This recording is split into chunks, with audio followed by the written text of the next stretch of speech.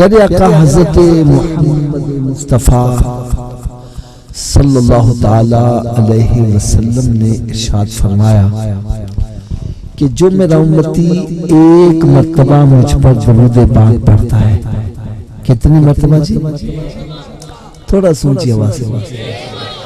जो मेरा उम्मती एक मर्तबा मुझ पर दरूद पाक पढ़ता है तो रब ताला उस बंदे पर 10 मर्तबा रहमत वाली नजर फरमाता है। उलमाए किराम फरमाते हैं कि जिस बंदे पर रब ताला की एक मर्तबा नजर रहमत पड़ जाए वो बदबख्त नहीं रहता, खुशबख्त हो जाता है। मजीद इरशाद फरमाते हैं कि बंदे की सारी जिंदगी की नेकियां बंदे को वो फायदा नहीं पहुंचाती जो रब ताला की एक नजर रहमत फायदा पहुंचा देती। तो कितने खुश नसीब हैं वो अफराद जो रोजाना 100 मरतबा या 1000 मरतबा या इससे जायद मरतबा दरूद पाक पढ़ते हैं। अल्लाह ताला से मैं दुआ करता हूँ अल्लाह तबारक व तआला हम सबको कसरत के साथ दरूद और सलाम पढ़ने की तौफीक अता फरमाए। सल्लु अलल हबीब सल्लल्लाहु ताला अला मुहम्मद सल्लल्लाहु ताला अलैहि वसल्लम।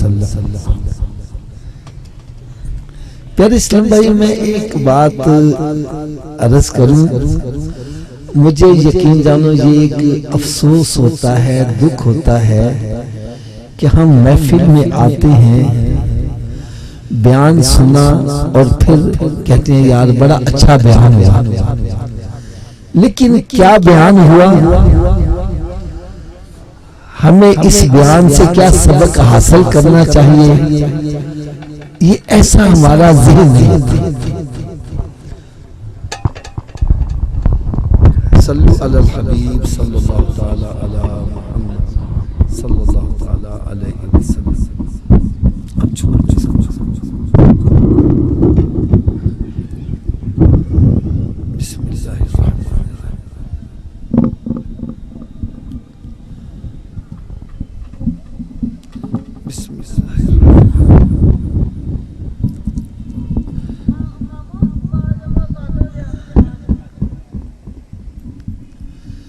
मैं एक ना छोटी सी मिसाल देता हूं।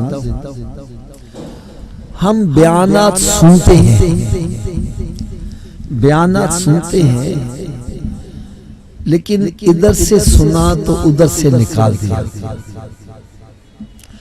अगर मेरी बात से आपको तसल्ली नहीं हो रही तो मैं एक मिसाल देने लगा।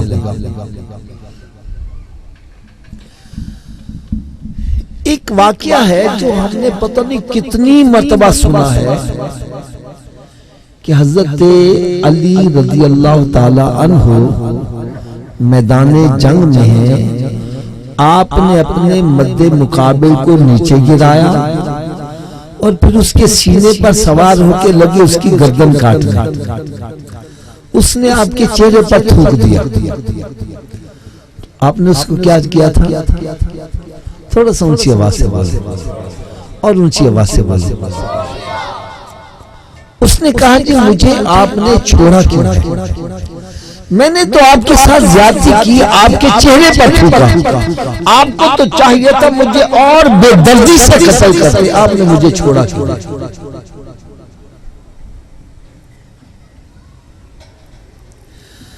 अल्लाह अल्लाह अल्लाह। देखो हमारे यहाँ होता क्या है, जब नारा तकबीर लगता है तो आवाज हौली होती है, नारा रिसालत पे भी आवाज हौली और नारा हैदरी पे आवाज ऊंची होती है। मैं इसका मुखालिफ नहीं हूं कि ऊंची नीची क्यों है, इसका भी मुखालिफ नहीं कि नारा क्यों लगाया जाता है। मैं कहता हूं भाई नारा लगाओ, जरूर लगाओ, मैं नारे का मुखालिफ नहीं हूं, लेकिन दुख इस बात का है जिस अली के नाम पर नारा लगाते उसके नक्शे कदम पर क्यों नहीं चलते। नारे बड़े लगे लेकिन नक्शे कदम पर। देखो उस बंदे ने आपके साथ ज्यादती की, आपके चेहरे पर थूकी। भाई सीधी सी बात है, कोई हमारे चेहरे पर थूक दे, हम उसके साथ क्या सलूक करेंगे? हालांकि ये हमारा चेहरा है जिसको देखकर नहुसत आती है, और वो अली का चेहरा है जिसका देखना भी इबादत है। जिसने उस चेहरे पर थूक दिया, आपने उसको छोड़ दिया। वो कहने लगा जी आपने मुझे छोड़ा क्यों? तो सुनो अली का जवाब सुनो। आपने शाद फरमाया कि जब तू मेरे मद्दे मुकाबिल आया था, मेरे पेश नजर अल्लाह की रजा थी। जब मैंने तुझे नीचे गिराया, मेरे पेश नजर अल्लाह की रजा थी। और जब मैं तेरी गर्दन काटने लगा, मेरे पेश नजर अल्लाह की रजा थी। और जब तूने मेरे चेहरे पर थूक दिया, अब मेरी जाती दुश्मनी बीच में आ गई। और अली की परवार कभी जात के लिए नहीं होती, रब की रजा के लिए होती है।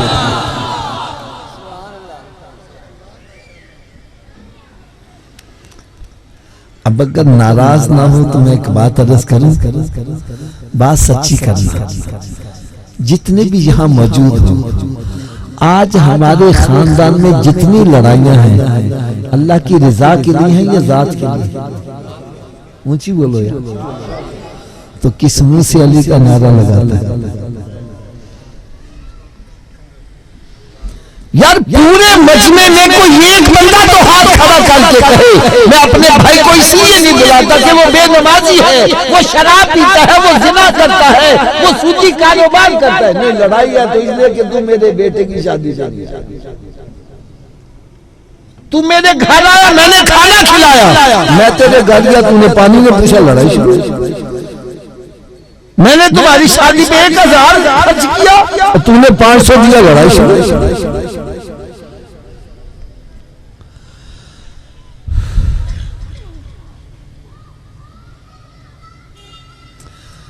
हालांकि हदीस मुबारका का मफहूम है कि मेरे आका सल्लल्लाहु अलैहि वसल्लम ने इरशाद फरमाया, एक मुसलमान के लिए हलाल नहीं कि अपने भाई से 3 दिन से जायद कता ताल्लुक करे। कितने दिन? और अगर करेगा तो फिर होगा क्या? 3 दिन से जायद कता ताल्लुक करेगा तो होगा क्या? फरमाया खतरा है कहीं खात्मा खराब ना हो जाए। और जिसने अपने भाई से 1 साल तक कता ताल्लुक किए रखा, फरमाया ऐसा है जैसे उसने अपने भाई को कत्ल ही कर दिया।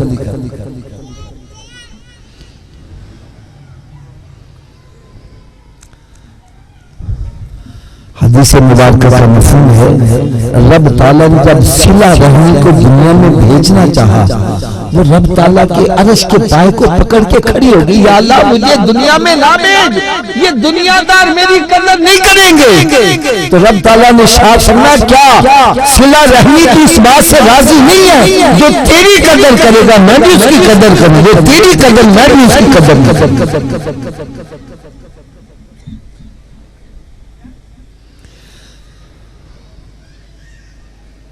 सिला रहमी क्या है?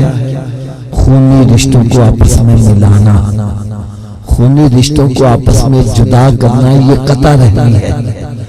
हम सिला रहमी को क्या समझते हैं? सुनो जरा तवज्जो से। हम सिला रहमी ये समझते हैं एक बंदे के 4 भाई, 2 से मिलता है 2 से नहीं मिलता। मैंने कहा भाई चारों तेरे भाई हैं, 2 से मिलता 2 से नहीं मिलता, वजह क्या है?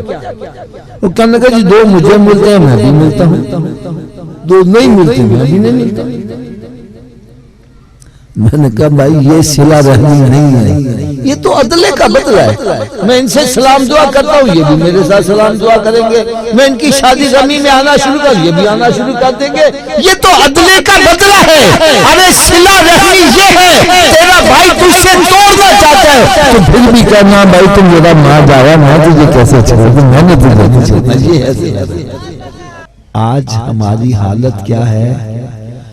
खानदान के अंदर ग्रुप बने हुए हैं, तू उधर गया साढ़े तो गया। मेरी बात गलत हो खुदा की कसम मेरा लिहाज ना करना, खड़े होके कहना हाफिज साहब आप गलत कह रहे हैं। और अगर बात सच्ची हो तो फिर अमल होना चाहिए कि नहीं? ऊंची बोलो यार, इससे और बड़ी मैं वईद क्या सुनाऊं कि मेरे आका सल्लल्लाहु अलैहि वसल्लम ने इरशाद फरमाया कता रहमी करने वाला जन्नत में दाखिल नहीं होगा। और हमारी हालत क्या है? हम कहते हैं मैं पढ़ाना सुना नहीं करता, मैं जन्नत में चले जाऊं। आज हर बंदा चाहता है, हर बंदा चाहता है मेरी उम्र लंबी हो और रिज़्क भी ज्यादा हो। यही ख्वाहिश है ना दोस्त। एक तो उम्र लंबी हो, भाई जो भी दवाइयां खाते हैं उम्र के लिए, जो डॉक्टरों के पास टेस्ट करवाते हैं हजारों रुपया लाखों रुपया खर्च करते हैं उम्र के लिए कर रहे हैं ना। उम्र लंबी हो और जो भी भाग दौड़ करता है नोटों की खातिर करता है। लो नुस्खा मेरे आका सल्लल्लाहु अलैहि वसल्लम ने बतला दिया, जो चाहता है उसकी उम्र लंबी हो, रिज़्क भी ज्यादा हो, उसको चाहिए कि सिला रहना चाहिए, खूनी रिश्तों के साथ अच्छा सलूक करे, अच्छा सलूक करे।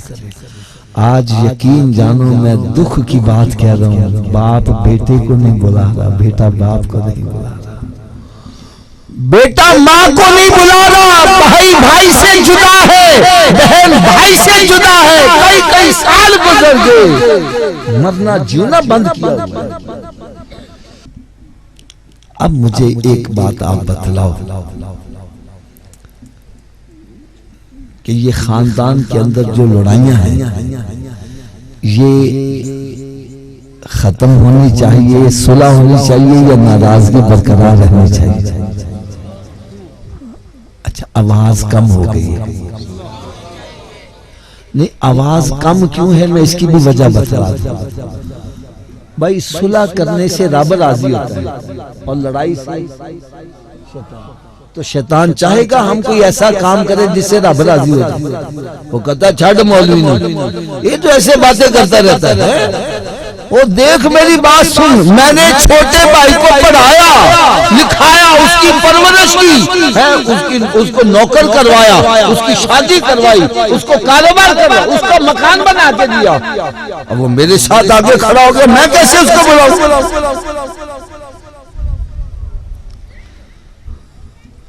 यार यही लड़ाई है ना, बोलो तो सही। ये मेरे घर आए, मैंने इनको खाना खिलाया, मैं इनके घर के पानी नहीं पूछा, मैंने इनकी शादी पे 1000 रुपया खर्च किया, ये मेरी शादी पे आए नहीं। लड़ाई तो यही है ना, बोलो तो। तो अब मेरा एक सवाल का जरा जवाब दे दे। मैंने मान लिया आप अपने भाई की परवरिश भी की, उसको पढ़ाया भी लिखाया भी है, उसकी मुलाजमत करवाई, उसकी शादी करवा दी, उसको मकान भी बना के दिया, मैंने इनको खाना भी खिलाया, मैंने इनकी शादी पे 1000 रुपया भी खर्च किया। अब इसका अजर मैंने इनसे लेना कि रब से लेना? ऊंची बोलो यार। तो फिर बंदे से लड़ाई काहेगी? मेरी बात गलत है, मेरी झोली में डाल दो। आपने भाई की परवरिश की, उसको पढ़ाया लिखाया, इसका अजर भाई से लेना क्या रब से लेना? तो फिर भाई अगर नहीं आपके साथ अच्छा सलूक करता तो हमें उससे लड़ाई करनी चाहिए? लड़ाई तो खत्म हो गई।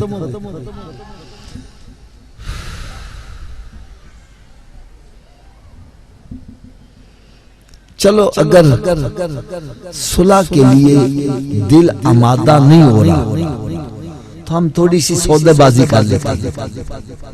जिसको सौदा कबूल हो जाए वो सुलह कर ले, जिसको नहीं कबूल ना करे। क्या आपको ये सौदा कबूल है कि रब ताला इरशाद फरमाए तू मेरे बंदे को माफ कर दे, क़यामत के रोज मैं तुझे माफ कर दूंगा? क्यों जी, सौदा महंगा है कि सस्ता है? ऊंची बोलो यार। अभी भी आवाज कम है। एक हदीस पाक और सुना देता हूँ। मेरे आका सल्लल्लाहु अलैहि वसल्लम ने शाह फरमाया जो सुलह में पहल करेगा जन्नत में भी पहले ही जाएगा।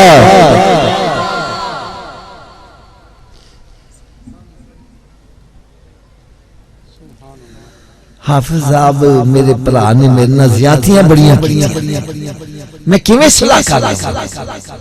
तो आओ इसके लिए भी हदीस सुनो। मेरे आका सल्लल्लाहु अलैहि वसल्लम की बारगाह बेकसपना में एक सहाबी रज़ी अल्लाह ताला जो किसी के गुलाम थे, क्या थे?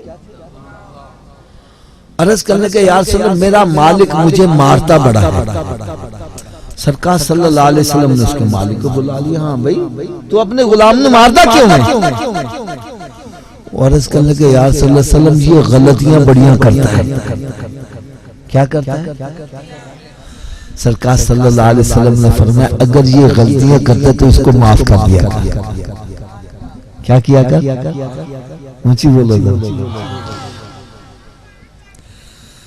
वो आगे से अर्ज करता है यार सल्लल्लाहु मैं रोजाना इसको दिन में 1 मरतबा माफ करूं, 2 मरतबा माफ करूं, 3 मरतबा माफ करूं, ये गलतियां ही बड़ी करता है, मैं रोज इसको कितनी मरतबा माफ करूं?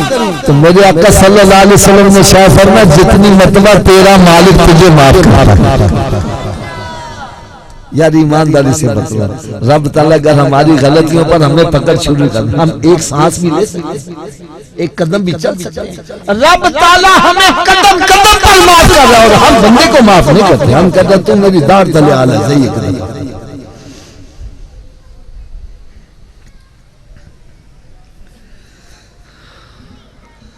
अगर अभी भी दिल मुतमईन नहीं हो रहा मेरी बात से, तो आओ एक वाकया आपको ऐसा प्यारा सुनाऊं।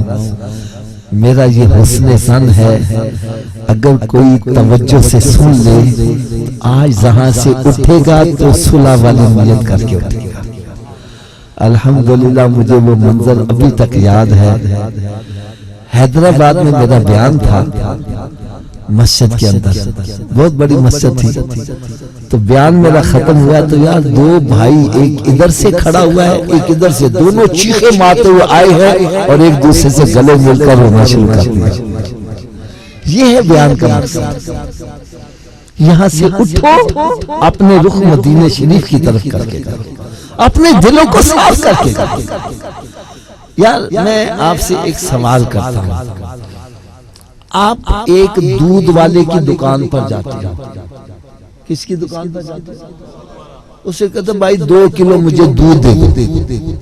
आप 2 किलो के पैसे भी दे देते और फिर उसके आगे बर्तन करके उसमें दूध डाल दो और बर्तन के अंदर गिलाजत लगी है, गंदगी लगी है, क्यों जो दुकान वाला दूध डाल देगा? ऊंची बोलो यार, भाई पैसे भी ले लिए फिर दूध क्यों नहीं डाल रहा? वो कहता है भाई दूध लेना है तो पहले बर्तन को साफ करके आओ। बर्तन को क्या करो? तो चाहते हो अल्लाह का नूर मेरे सीने में आ जाए, और सीना है गंदा, इसमें गंदे में रब का नूर कैसे आ जाए?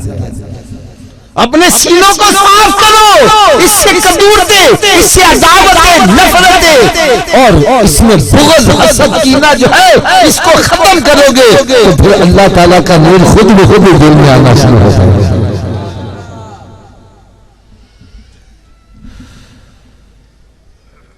लो वाकया सुनो यार, बड़ा ही ईमान, मेरा तो बड़ा ईमान था। एक बंदा हज़रत साहब बड़ा ही गरीब आदमी, इतना गरीब आदमी कि उस बेचारा का दाल रोटी मुश्किल से चलती, दाल रोटी मुश्किल से। उसके दिल में ख्वाहिश थी कि कभी मैं भी गोश्त खाऊंगा। उसने 6-7 महीने थोड़े थोड़े पैसे इकट्ठे करके ना एक दिन 1 पाया गोश्त ले आया। कितना? लाके बीवी को दिया कि आज गोश्त पका, मैं गोश्त खाऊंगा। इत्तेफाक की बात है बीवी ने गोश्त पकाया, लेकिन उसमें नमक बहुत ज्यादा हो गया, कड़वा। जैसे इसने पहला लुकमा मुंह में डाला, पूरा मुंह कड़वा हो गया। इसको गुस्सा बढ़ाया। इसने सोचा मैं अपनी बीवी को मारूं, जैसे हम करते हैं।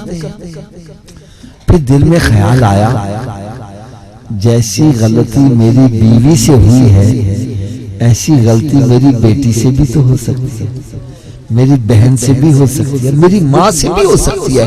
अगर कोई उसको मारे मेरे दिल में क्या बीतेगी, ये भी तो किसी की कुछ लगती है।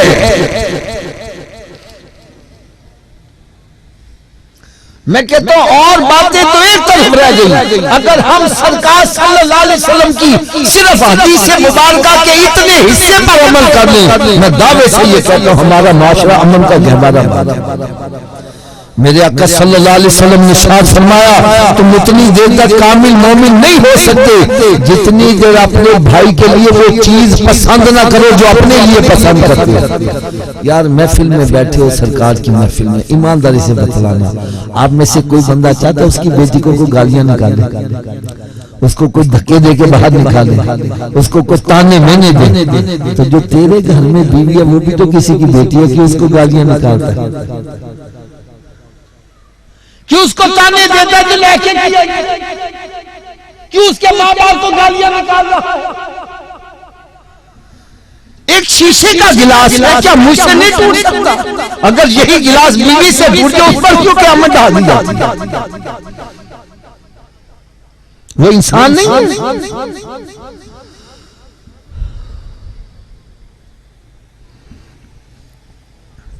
बहरहाल इसने सारे रिश्ते गिने, फिर आखिर में क्या सोचा कि और रिश्ते तो एक तरफ रह गए, ये अल्लाह की बंदी भी तो है ना, अगर मैंने इसको मारा तो रब नाराज हो जाएगा। उसने कहा चलो मैं इसको माफ कर देता हूं। क्या करता हूं? उसने माफ कर दिया। हमारे कागजात में माफी का लफ्ज है ही नहीं। हम कहते हैं तू मेरी दाढ़ थले आला है। और अगर किसी को माफ करना भी बाकी पता कैसे करते हैं? पहले उसको बदनाम करेंगे पूरे खानदान में, मोहल्ले में, जब वो सारी जगह गंदा हो गया आखिर में जाता है माफ की तरह। उसने पता कैसे माफ किया? बीवी को चुपके से गया, पूरी हांडी उठा के ले आया और सारा कड़वा गोश्त खुद ही खा गया कि अगर ये गोश्त बच गया कोई खाएगा उसको भी पता चल जाएगा गोश्त में नमक ज्यादा पड़ गया है। उसने सारा कड़वा गोश्त खुद खा गया, बीवी को भी नहीं बतलाया, किसी बंदे को इशारा भी नहीं किया कि इसे नमक ज्यादा पड़ गया। जैसे मेरे आका सल्लल्लाहु अलैहि वसल्लम की बारगाह बेकसबाना में जब कोई तोहफा नजराना लेके आता, सरकार सल्लल्लाहु अलैहि वसल्लम खुद भी तनावल फरमाते, सहाबा किराम में भी तकसीम फरमाते। एक दिन एक बुढ़िया खीर पका के लाई, सरकार सल्लल्लाहु अलैहि वसल्लम ने सारी खीर खुद ही तनावल फरमाई। माई बड़ा खुश हुई, वाह मेरी खीर सरकार ने इतनी पसंद है, सारी खुद ही खा ली, बड़ी खुश खुश वापस चले गए। सहाबा किराम हैरान है, आज हमें नहीं मिली। माई चली गई, सहाबा किराम आज हमें नहीं मिली। फरमाया ये बुढ़िया मीठे की जगह नमक डाल के ले आई थी, अगर मैं तुम्हें देता तुम्हें कड़वी बढ़िया माई का दिल टूट जाना था, मैंने माई का दिल रखने के लिए सारी कड़वी खुद ही खा ली। यार ये हदीस किन के लिए? इस पर हमें अमल नहीं करते। हम मिलाद शरीफ की हदीसों पर ही अमल करने वाले, इन पर कौन अमल करे? ये मेरे आका सल्लल्लाहु अलैहि वसल्लम के हुस्न अखलाक का हिस्सा है।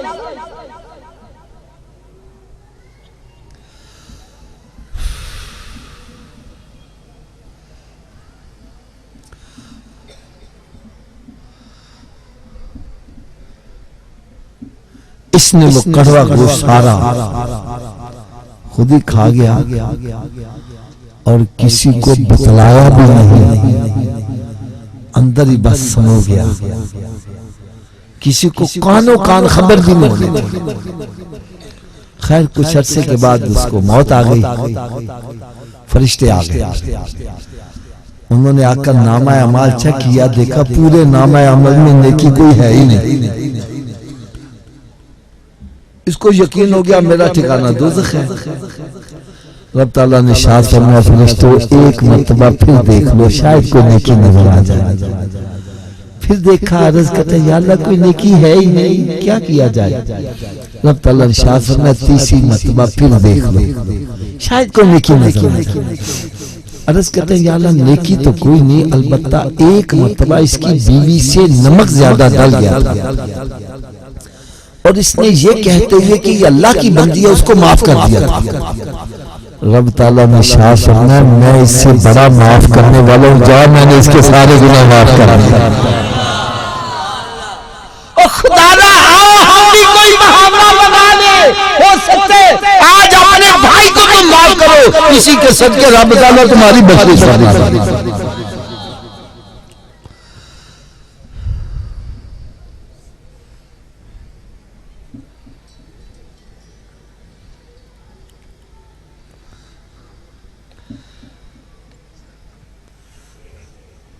अहले महफिल मुझे ये कहते थे कि अहले बैत अतहार का भी जिक्र होना चाहिए। हम अहले बैत अतहार का जिक्र करते हैं सिर्फ शहादत तक। आओ मैं आज इनका एक पहलू आपको ये भी सुनाऊंगा, होना चाहिए कि नहीं? हमारा तो कीदा है कि ये ऐसे नफूसे कुदसिया है, इनकी जिंदगी का एक एक लम्हा हमारे लिए मशहूर है, लेकिन हमने सिर्फ शहादत को पकड़ा हुआ और नहीं, इससे बाहर नहीं जाते। हज़रत इमाम ज़ैनुल आबिदीन रज़ियल्लाहु ताला अन्हु, ये वो हस्ती हैं जो मैदाने करबला के बाद बहुत ज्यादा। किसी ने पूछा हज़रत साहब आप इतना रोते क्यों हैं? फरमाया जो मैंने आंखों से देखा, अगर तुम देख लेते तो तुम खून क्या सुनाते। यार वैसे सोचने वाली बात है, जिसकी आंखों के सामने उसका बाप शहीद कर दिया जाए, उसका भाई शहीद कर दिया जाए, उसके अजीज और अकरबा खानदान के अफराद शहीद कर दिए जाए, जो उसको गम होता होगा किसी और को हो सकता है। और ऊंची आवाज से बोलो, लो एक मेरी बात याद रखना, आप वाकया करबला के बाद सारी जिंदगी रोए हैं लेकिन कभी मातम नहीं किया, न घोड़ा निकाला, बल्कि आपने क्या किया हुआ था, एक सराय बनाई हुई थी, मेहमान खाना, मुसाफिरों की खिदमत किया करता था। ये मुसाफिर आए, इनके लिए खाने का बंदोबस्त, रिहाइश का बंदोबस्त, लिबास का बंदोबस्त, ये आपने अपना वर्तीरा बनाया हुआ था। क्यों बनाया हुआ था? मेरे आका सल्लल्लाहु अलैहि वसल्लम ने इरशाद फरमाया, तीन ऐसे अफराद हैं जिनकी दुआ रब ताला रद्द नहीं फरमाता, कबूल फरमा लेता है। नंबर एक, माँ बाप की दुआ औलाद के हक में रद्द नहीं की जाती। खुदारा मैं तो अर्ज करूंगा जिनके माँ बाप जिंदा हैं उनके जाके कदम पकड़ो, उनकी खिदमत करो, उनके दिल से दुआ निकल गई, तुम्हारी दुनिया भी समझ आएगी, आखिरत भी समझ आएगी। अरे माँ की दुआ इंसान को कहाँ पहुंचाती है, ये पूछना है तो हजरत मूसा अलैहिस्सलाम से पूछो। रब ताला की बारगाह में अर्ज करते हैं, या अल्लाह मुझे ये तो बतला जन्नत में मेरा पड़ोसी कौन होगा? फरमाया फला कसाई है, कसाब, वो तेरा पड़ोसी होगा। हैरान होगी कि नबी का पड़ोसी एक कसाब, वो पता नहीं कितना मुत्तकी परहेजगार होगा।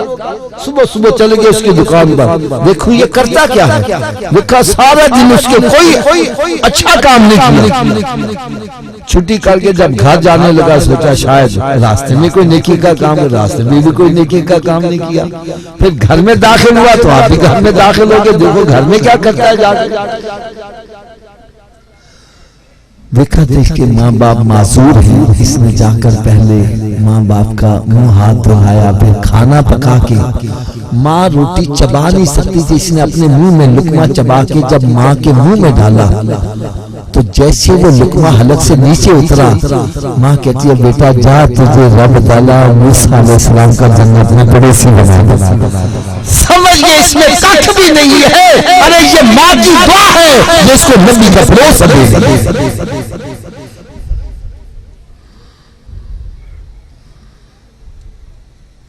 मेरे आका सल्लल्लाहु अलैहि वसल्लम ने इरशाद फरमाया उसकी नाक खाक में मिल जाए, यानी जलीलो खार हो जाए।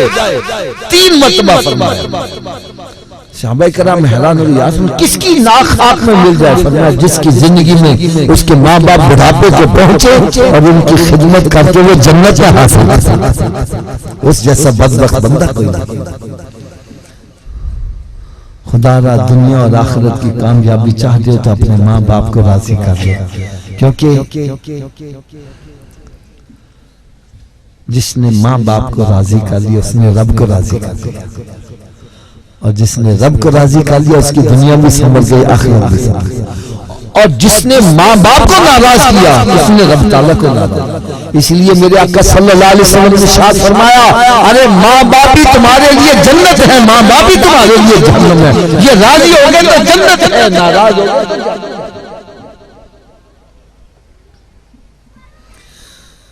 आज माँ बाप बेचारे चिल्लाते रहते हैं, बेटा मैंने सौदा ले आगे दे दे, है बेटा मैंने फलान, कहता है मैं क्रिकेट दी वारी लेके जाऊंगा। यार अंदाजा करो नमाज किसकी इबादत है? थोड़ा सा ऊंची आवाज से और ऊंची आवाज से। हदीस मुबारका में आता है कि अगर एक बंदा नफिल पढ़ रहा है उसकी माँ आवाज दे, फरमाया तू मेरी इबादत छोड़ के माँ की बात, तो क्रिकेट छोड़ के माँ की बात सुनना।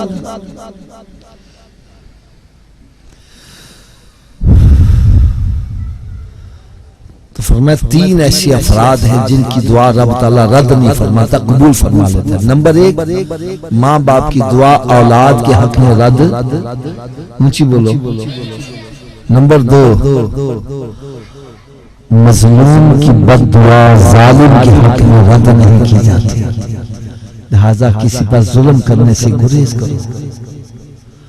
जालिम के दिल से जो आह निकलती है रब ताला अर्श को हिला देता है।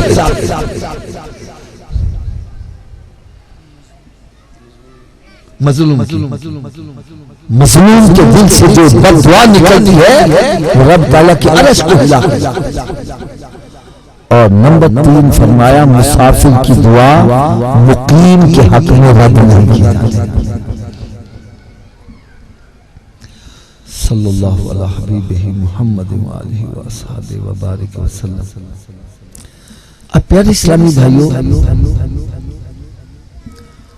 ये जो मुसाफिर खाने बनाते हैं आज भी आपने देखा होगा, रास्ते में सबील लगा देते हैं, कोई कूलर लगा देता है। अब वो जो मुसाफिर पानी पी के जाते हैं पैसे डालते हैं? पैसे नहीं डालते। ये क्यों लगाया है? सिर्फ इसलिए लगाया कि इनके दिल से दुआ निकली हमारी दुनिया और आखिरत में जाएगी। मुसाफिर से दुआएं लेने के लिए ये सब कुछ करते। तो उन्होंने भी मुसाफिर खाना बनाया, मुसाफिर जो भी है उसकी खिदमत कर रहे हैं।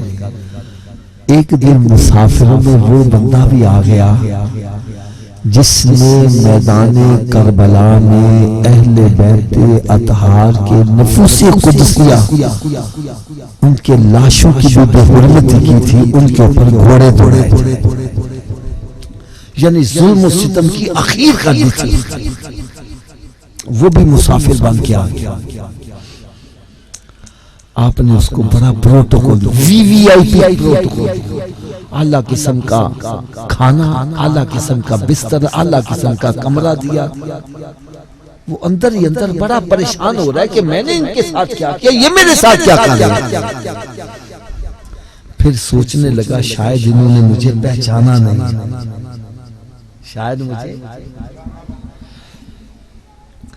2-3 दिन रहने के बाद जब वो कहने लगा जी अब मैं वापस जाने लगा हूं, मुझे इजाजत दे दे। आपने फरमाया ठहरो। आप अंदर गए, उसके लिए तोहफे लाए। ये तोहफा तेरे लिए, ये तेरी बीवी के लिए, ये तुम्हारे बच्चों के लिए तोहफे।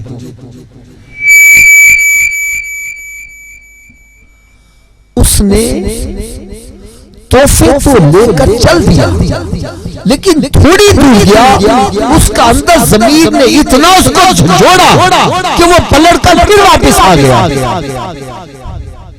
और पूछने लगा हजरत साहब क्या आपने मुझे पहचाना नहीं है? फरमाया जब तू पहले दिन आया था मैंने पहली नजर ही तुझे पहचान लिया कि तू वही है जिसने हमारे अहले बैत अतहार के लाशों के ऊपर घोड़े दौड़ाए थे, तू वही है। कहने लगा फिर मेरे ऊपर इतनी करम नवाज़ी, मैंने आपके खानदान के साथ क्या किया और आप मेरे साथ क्या सलूक कर रहे हैं? फरमाया वो तेरा किरदार था, ये हमारा किरदार है।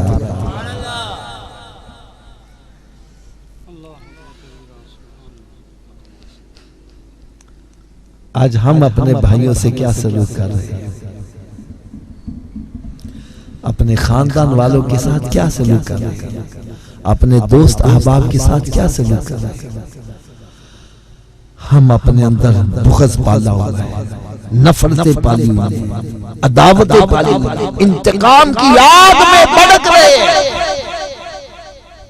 कब मौका मिले मैं बदला। और कलमा उस नबी का पढ़ रहे हैं सल्लल्लाहु अलैहि वसल्लम का, जिन्होंने उस माई को भी माफ कर दिया, जिन्होंने आपके चचा का कलेजा भी चबाया, किया कि नहीं माफ।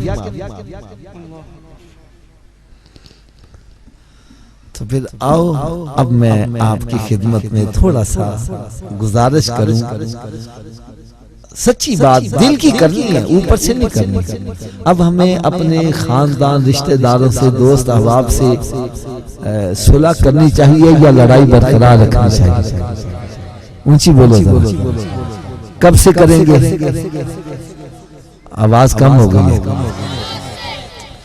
चलो मैं इतनी रियायत भी कर दूं, अगर आपका कोई रिश्तेदार दूर रहता है, जाना मुश्किल है, तो टेलीफोन पे भी सुलह हो सकती है। वह टेलीफोन करके कह दो भाई आपसे गलती हुई या मुझसे गलती, मैं अल्लाह की रिजा के लिए माफ कर, मेरा दिल साफ है, मैं तेरे साथ सुलह कर, तू मेरा माँ जाया है, मैंने तुझे नहीं छोड़ा। ऐसा हो सकता है कि नहीं? कर लोगे यार। लो आखिर में आपको एक मजेदार बात भी बतला दूं।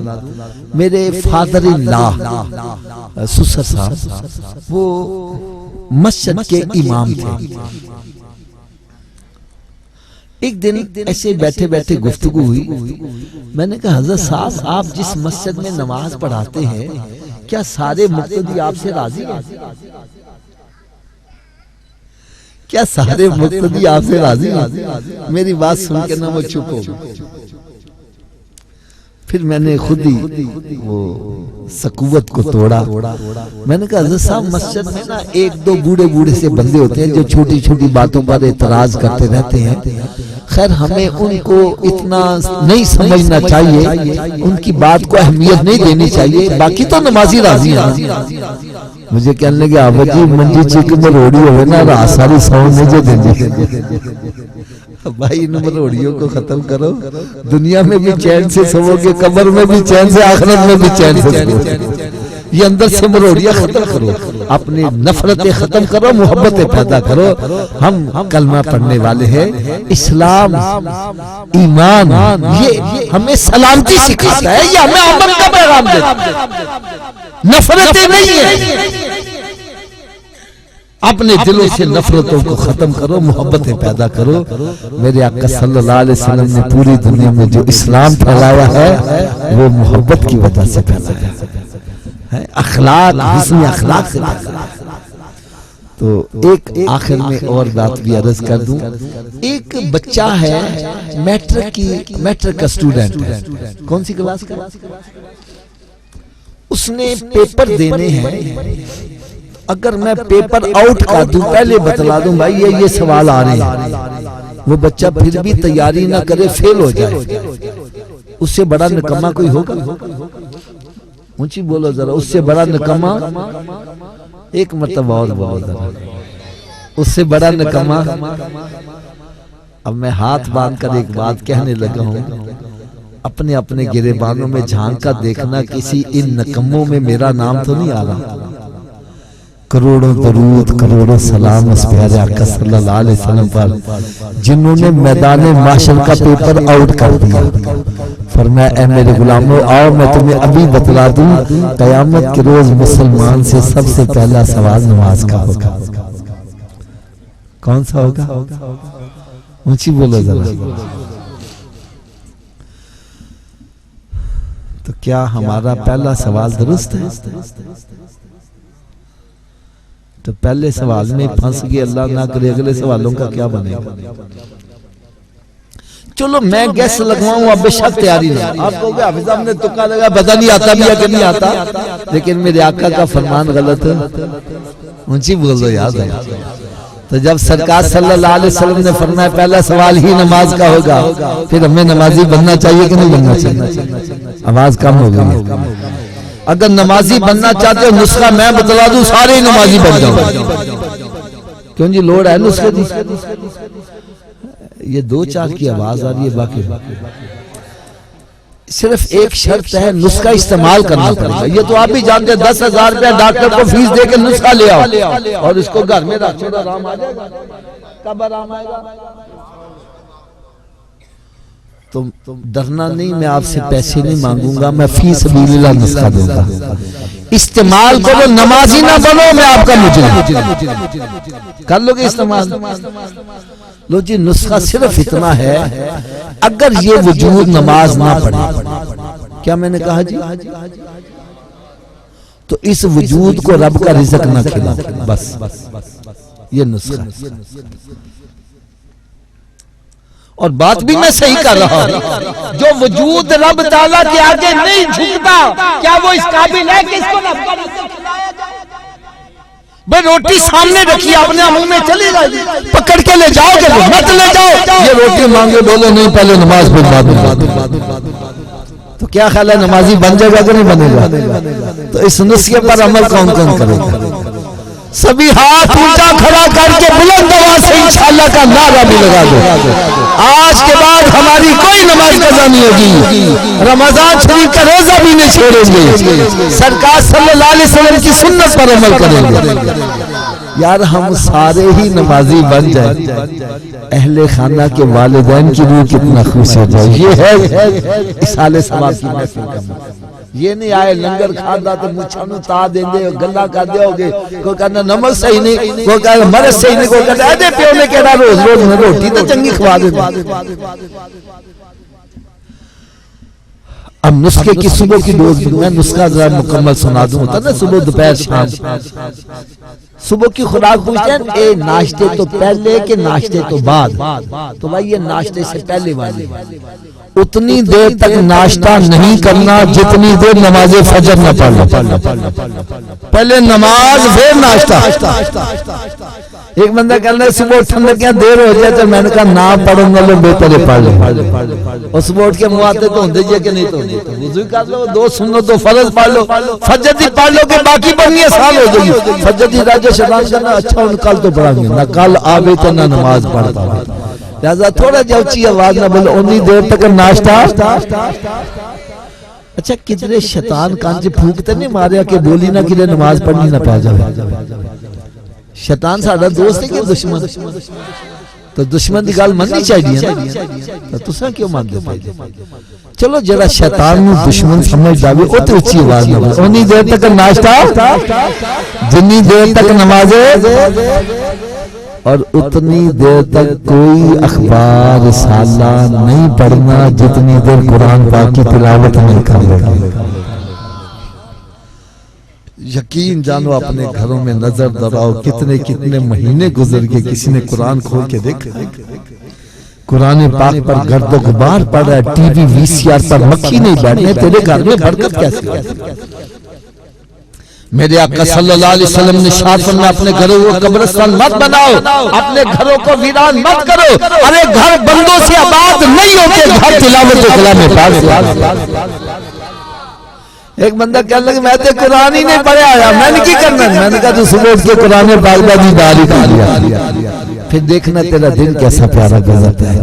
और रात की डोज ये है कि उतनी देर तक सोना नहीं जितनी देर 5 नमाजें पूरी न कर लो, कि सोने वाले रब को सजदा करके सोओ। क्या खबर उठे ना उठे सुबह को।